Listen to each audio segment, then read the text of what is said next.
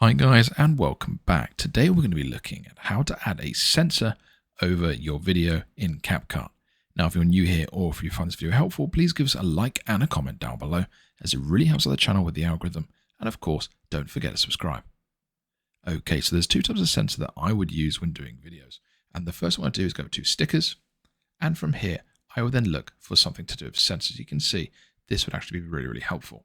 By downloading this, I can easily put a censor on top of a video.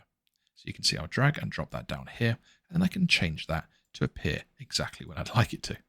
Now, if I want to appear at a certain point, all I need to do is drag this, put it to the exact point. Obviously, I can then practice where I want to be and change the length of it. It really is as simple as that. Something else I'd always recommend doing is then chopping out the audio as well, perhaps even adding in a little sound effect. Here on the left-hand side, sound effects, and you can see you can add any of these in to quickly take over that bit of the video.